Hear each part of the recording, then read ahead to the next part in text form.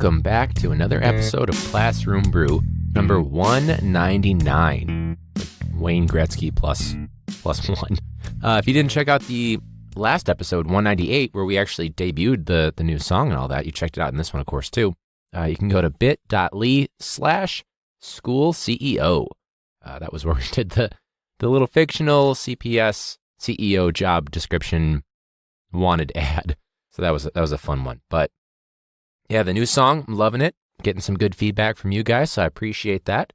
But this is the podcast where we have a couple of drinks and we happen to be teachers, and that's okay. So if you're driving to work right now, obviously you're not drinking, but depending on when you're listening, maybe you're having a drink with me. The biggest thing, though, is that you spread the word to other teachers to get the word out there, because this is a teacher podcast. So we might as well all be on the same boat. And you can, of course, send in any teacher confessions, comment heroes of the week, student frustrations, things that you're looking forward to, whatever it may be, to @ClassroomBrew on social media. That's Instagram and Twitter. Or email me, classroombrew@gmail.com. Now, the interesting thing that I'm going to start doing now, so we have come up with a new song. We know that the listeners of Classroom Brew are going to be the marshmallows, because we're all burnt the fuck out. We're all burnt out. And we're going to decide the new space that I've been using more and more now that we solved a few issues with some sound interference. I'm going to call it used to be called the Nook Studio, but now I'm going to call it the Teacher's Closet. Because in a huge callback to an earlier episode, there was at one point a student or two that claimed or thought that teachers truly lived and stayed in their room even after they were done for the day teaching, as if we folded up like robots and went into a little storage closet because we're only here to teach and we have no life. So we're going to call this the Teacher's Closet, officially, where the studio is right now. And until otherwise, I mean, maybe I'll do something in the living room, who knows? The Teacher's Closet, it will be. So, marshmallows, welcome to the Teacher Closet, the Teacher Closet Studio. So, seems like a great opportunity, by the way, to jump right in to our teacher confessions. Confession number 1. I brought donuts for the kids. I got a dozen because I only have so many kids that show up for the day in person because we're doing hybrid. And most of my kids didn't show up. Shocker. I ate most of the dozen donuts. Confession number 2. I'll be taking a sick day, one Friday, sometime soon. Sound like Rush Limbaugh. I don't know when, I don't know where, but something bad is going to happen. You told us to practice self-care, just like you told us to do remote learning in the spring of 2020. Isn't that you just telling us to improvise? But hey, who's to blame here, buds? I'm taking the sick day, and I'm not sick. Confession number 3, and subsequently our last confession, the teacher sick day. There's only certain days that we get to roll over, so you've kind of really forced my hand here and talk to us about self-care, but then not really give us an outlet to practice self-care and really give us more reports to do, so it is what it is. All right, confession number 3. Dear former coworker, when I said I had a meeting, this might have been 2 or 3 years ago, because I had to end the conversation early, halitosis. Read about it. There was no meeting. I'm sorry to be the one to have to tell you. Thank you. All right. Now, full disclosure, for this week, I'm going to be out of town by the time episode 200 comes out. So I'm going to be doing a back-to-back recording. For this one, I've got another Ace cider. It's a pear cider, and they apparently have like watermelon, which I'm not going to try. But it's nice. It's very smooth. Admittedly, that's what I've been drinking for quite a few of them. Either like a rum and soda or an Ace cider or a mango seltzer from Arizona, because everybody's making liquor now. So whatever you're drinking, I recommend it, the Ace cider. If you want to get the exclusive content and the podcast merch, which includes the koozie that I'm holding right now and the coaster that's sitting across from me and the shot glass that I used before the episode, that's patreon.com/classroombrew. For our current patrons, I really appreciate you guys. It's so awesome that you support the podcast. Couldn't do it without you. You will hear their names at the end of this episode for the Patreon dedication song. So if you'd like to be a part of that, get your name in the lyrics and a little bit about you, then go to patreon.com/classroombrew. It seems like a great opportunity for us right now to get to this week's Comment Hero of the Week. Welcome to the Comment Hero of the Week. When someone's being an ass in the comment section, but they have no idea what the fuck they're talking about. What's going on is you failed fucking social studies. Or when you see someone call that person out, they are our Comment Hero of the Week. Yeah! Even though some heroes do call out those idiots, remember, don't call out a comment hero in the comment section. You can't fix them, and you can't fix stupid. Susan Condon. Susan Condon. It's Condon, not condom. That's actually pretty decent, right? Our comment hero for this week, this was an article from WBEZ. Basically, it was an article talking about police brutality in the city of Chicago. Shout out Chicago. And how teachers in the city of Chicago are teaching about police brutality, which is unfortunately very common. The answer is, and personally, I teach the reparations curriculum, which is about the John Burge torture scandal. I've talked about that in the past in other episodes, and Daryl Canning coming to the school. Anyways, there's an article talking about how, and not a lot of people know about reparations, even though it's been around for a while in Chicago public schools. But Susan Condon just asked for clarity, being like, well, were the police also consulted when talking about this curriculum? Is this like a full-blown effort between some schools have the police in their building, so are they actually involved in this process? And initially I was thinking, oops, Susan Condon, not condom, might be doing some sort of like Blue Lives Matter, meaning nobody else is I was concerned. But really, Susan Condon is the genuine, this is not the asshole version of the comment hero, because she asked for clarity. Somebody who responded to her gave her the whole, like, yes, the police were consulted for this and they're a part of it. And a lot of times in schools, they're looped in. And Susan Condon, our true hero for this week, she ended the whole interaction by saying, thank you for clarifying.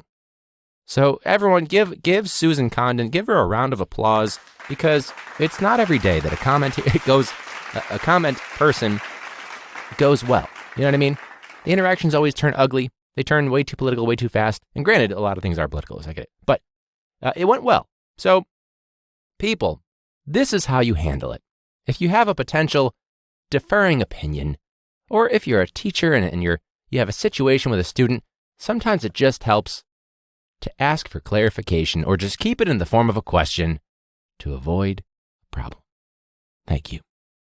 Let's jump right in, because again, we podcast marathon for me. For you guys, you'll hear 200 next week. But for me, it's going to be back to back. So we're going to get wasted for this one. But let's jump right in to our teacher frustrations.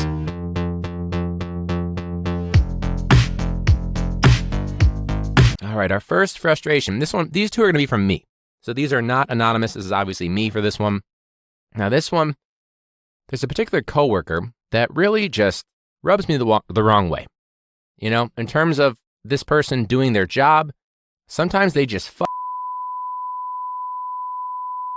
then they have the audacity to, and therefore I can't get behind it. I'm so frustrated with this person. I don't even know if I can use most of it. I guess we'll see in post-production. But man, this person. Our second teacher frustration. I had a student that I was trying to help one-on-one in a breakout room. Well, really, it was supposed to be two students in one, but the other student is asleep, never there really. And I was helping her with some stuff, and we were going over some reading comprehension related things and strategies and giving her time to talk. Anyways, at a certain point, this is a student that's been very disengaged the entire semester. Not so much first semester, but second semester, pretty disengaged. So a little disconcerting, but context has been difficult. Anyways, I hear in the background the parent, and I recognize the parent's voice. And I was thinking, oh, hey, Mom, I know you, in the back of my head. Not my mom, of course, this is the student's mom. And the parent proceeds to say, what are you doing right now? When their kid is doing school at 10 a.m. on a Tuesday. Did you not know school was happening? That it existed? What do you think she's supposed to be doing right now? Is this why nothing has helped? Is this why you don't answer my calls? Is that why you don't realize school's still in session? At this point, it was in the month of May. Even the suburban schools are still in school in May. You didn't know your kid was supposed to be in school? I saw a business, not going to shout it out, but they had a sign saying you can work while you're in school. Fuck you. This is why I'm in the back pocket of so many McDonald's and Burger King workers, and they're not paying attention to the lesson and not getting the standards and working on their skills because they're making minimum wage. Because certain employers are trying to capitalize on, you feel like you're not doing anything in school this year because it's pointless and it's remote and most kids are checked out and the teachers have to pass you anyway? How about you come work for us here at Shake Shack? That kind of shit. That's what we're dealing with. Parents that have no clue they're supposed to be in school, that they've been in school this entire time, and that school's the thing they have to do something in, and then they're confused why their kid is failing and acting like, oh, I didn't know they were failing. I didn't realize they weren't doing anything while they were playing PlayStation all day or while they were working at McDonald's all day. And then, at the end of the day, we're going to be the bad guys, forced to pass them anyway. And granted, empathetic grading, all that stuff, it's gray area right here. But seems a little bit dangerous for the future of these kids. And that's why it's my number one frustration. So parents that are not in the know of the most obvious thing in the world, your child should be in school, and also employers that are capitalizing on the cheap labor that a teenager can produce. Because they'll $12 an hour, $10, $9 an hour, great, sign them up. That sounds great to them. That would have been great for me when I was in high school. So they're capitalizing on that, knowing, they're going to pass anyway. Might as well get them a quick 8-hour shift during the school day. Anyway, speaking of blood pressure, let's get to our weird student questions for this week. As you know, there is definitely no such thing as a stupid question, especially when you're a classroom teacher teaching students. That said, there are, on quite a few occasions, some very weird student questions. All right. So again, the nice little segue there. At Tara Gale writes, and by the way, if you have a weird student question, you can submit these to at ClassroomBrew on social media or email me classroombrew@gmail.com. Anyways, at Tara Gale writes, this is a student that asked this question. Did you know I can raise and lower my blood temperature at will? Which seems like a great skill to have in the age of COVID and the whole screeners where even the adults that are taking my temperature are like, yeah, 87 degrees, you're good. Yeah, 64, yeah, you're good to go. You're not hypothermic, you're not dead right now, but it's below 100, so you're fine. So yeah, that doesn't surprise me. What a cool thing. I don't know what the age group, so if you want to let me know, I'm not sure. I'll have to check too. I don't have it in front of me right now. I'm doing a lot of this episode from memory for what I wanted to do with my segments, but Tara, if you want to reach out your grade level, it could vary. It seems something that my kids would say too, to be honest with you. My high school kids might say that. It could be elementary kids or middle school kids. Who knows? They could be college students. Who knows? At this point, maybe they can. Let's just give it to them. I don't even know. At Lish Cromwell writes, hey Lish, why can't I Hulk smash things? A student actually asked that, and she actually sent me a follow-up for this. And for context, Lish has been catching up on the MCU, so this is all very, she could probably answer, that question, like knows very much about it. And she writes as a follow-up, in relation to the Hulk smash question, we had fortune cookies with our lunch the other day. One of my gems, I like that, that's cute, called me over to his table and said he knew how to open them. He put it on the table, still in its wrapper, and Hulk smashed it. I was like, are you kidding me? We don't Hulk smash things at lunch. Go pick it up. His obvious response, why can't we Hulk smash things? And it is what it is at this point, right? So, I don't know. Let's just Hulk smash this year and end it soon. I know by the time this episode comes out, we will be done with it pretty soon. So, Mercy Kill is coming soon. So, hope you guys are doing well, though. And hopefully you had a nice little drink along or whatever it may be. It's a short one for this one because I've got a real quick back-to-back record episode number 200, which is a number that I never thought we would make it to, because when you start a podcast, you're like, let's see where it goes, And here we are with a separate studio podcast merch and Patreon supporters and all of that. But if you want to support the show, patreon.com/classroombrew. There's also some perks for you in terms of content and podcast merch, obviously. And you can even get your name and a little bit of information about you, whatever you're comfortable with, of course, in the Patreon dedication song. So, big shout out to our current patrons. Again, you will hear their names at the end of the episode and a little bit about them in that lovely, soulful dedication song. And yeah, hopefully if you're done with the school year, I hate you a little bit because I'm very jealous. Kidding, love you guys. But yeah, if you're still in the school year like I am, and I will be until like the end of June basically, and then the next school year starts early, so that's going to be very painful. Stay strong. Let me know if you have any other teacher frustrations or questions or what's it called? Weird student questions. There we go. And yeah, stay strong, and until next week, class dismissed.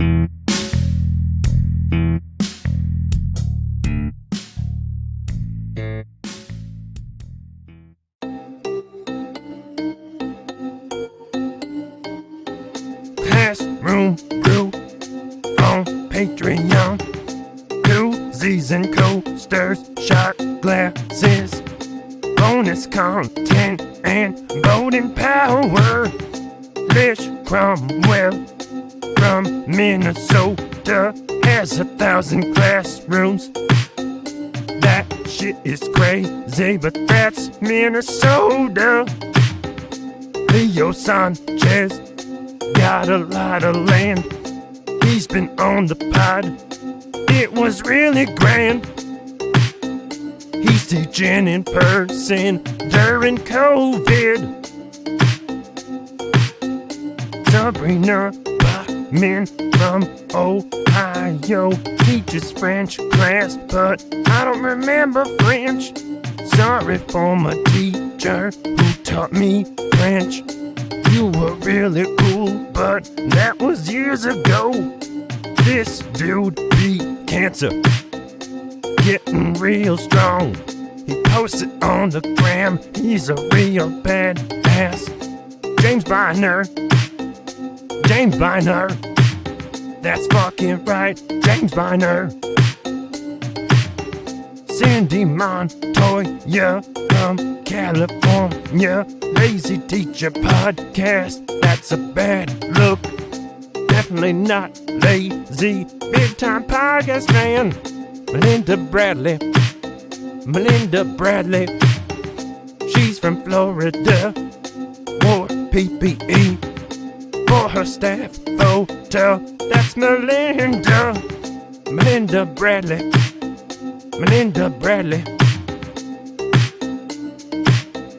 Classroom Brew, check it out on Patreon.com.